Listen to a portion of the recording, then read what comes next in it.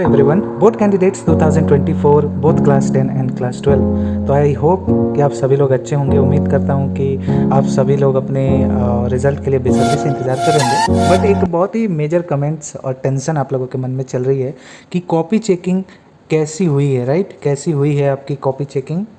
उस चीज़ को लेके आप बहुत ज़्यादा कंफ्यूज होंगे, डरे होंगे, परसेंटेज अच्छे होंगे कि नहीं, पास करूंगा कि नहीं। ऑल दिस क्वेश्चंस रिजल्ट आने से पहले बहुत मन में चलता है, बहुत कुछ सवाल आते हैं। तो मैं आप लोगों को कॉपी चेकिंग का एक रूल्स बताने वाला हूँ, साथ ही साथ कॉपी चेकिंग कैसी हुई है। मैंने जितने भी टीचर से जो है इन्फॉर्मेशन गैदर किया है आपको मैं बताऊंगा। जो भी इन्फॉर्मेशन मेरे तक आई है पॉइंट टू पॉइंट बताऊंगा। और कॉपी चेकिंग बेसिकली कैसे होती है, किस बेसिस पर होती है सीबीएसई में, उसको भी बताऊंगा। ईजी चेकिंग हुई है या फिर हार्ड कॉपी चेकिंग हुई है, वो भी प्रोसीजर आपको बताने वाला हूँ। तो स्टार्ट करते हैं डिवीज़न वाइज, क्लास 10 से और क्लास 12 से। तो अगर हम बात करें क्लास 10 स्टूडेंट्स की, तो सबसे पहले इनके प्लस पॉइंट्स ये हैं। आप लोग सोच रहे होंगे भैया आप हमेशा क्लास 10 को सपोर्ट करते हैं। एग्जैक्टली, सीबीएसई बोर्ड भी क्लास 10 को ही सबसे पहले सपोर्ट करती है एज़ कम्पेयर टू क्लास 12। पर इसका मतलब ये नहीं है कि क्लास 12 उनके टारगेट हैं और आपको फेल कराया जाए। नो, अपॉर्चुनिटीज़ और इक्वालिटीज़ बराबर मेंटेन की जाती हैं कॉपी चेकिंग एंड मार्किंग में, बोथ क्लास 10 12 को। बट फैसिलिटीज़ वाइज जो कि वो फर्स्ट टाइम बोर्ड एग्जाम में अपीयर होते हैं क्लास 12, तो उनको ज़्यादा, क्लास 10 उनको ज़्यादा फैसिलिटीज़ मिलती हैं। फॉर एन एग्जांपल अगर हम बात करें कॉपी चेकिंग की, स्टार्ट कर लें तो कॉपी चेकिंग जब भी क्लास 10 का होता है तो उस पर जो भी क्वेश्चन कॉपी चेकर होता है या क्वेश्चन पेपर जो भी कॉपी चेक करते हैं वो मीडिएट कॉपी चेकिंग करते हैं, मतलब कि ना हार्ड ना इजी। अब देखो इनकी मार्किंग स्टेप किस तरीके से होती है कॉपी चेकिंग में और किस बेसिस पर होती है।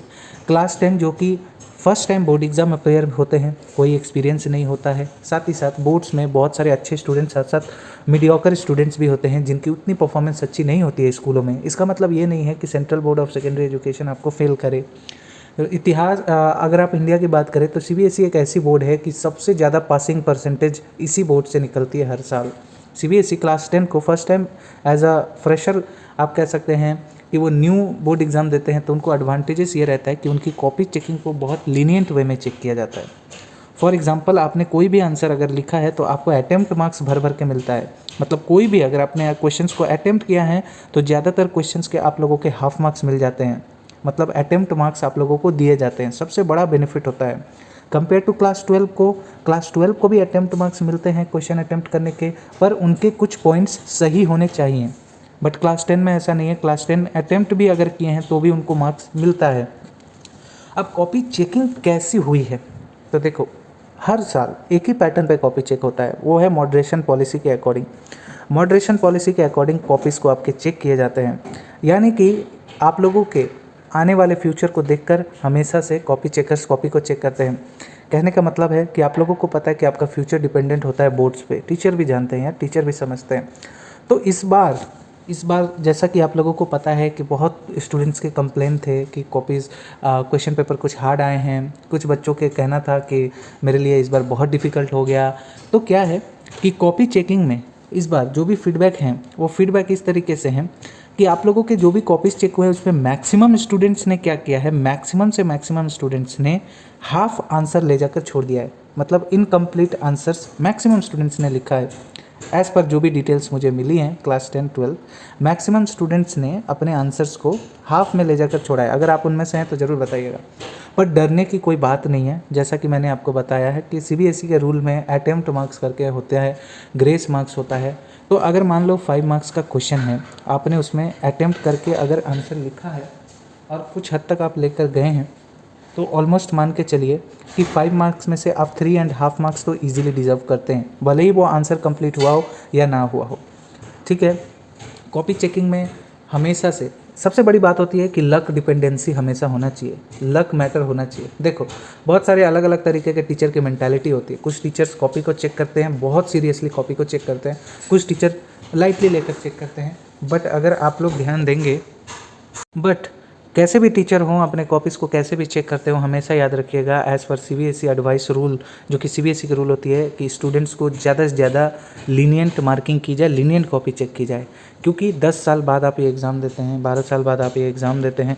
ठीक है, तो कॉपी चेकिंग का प्रोसीजर यही होता है कि जब भी स्टूडेंट जितने भी पॉइंट्स को लिखेगा उस हिसाब से मार्क्स दिया जाएगा और मिला भी है बच्चों को।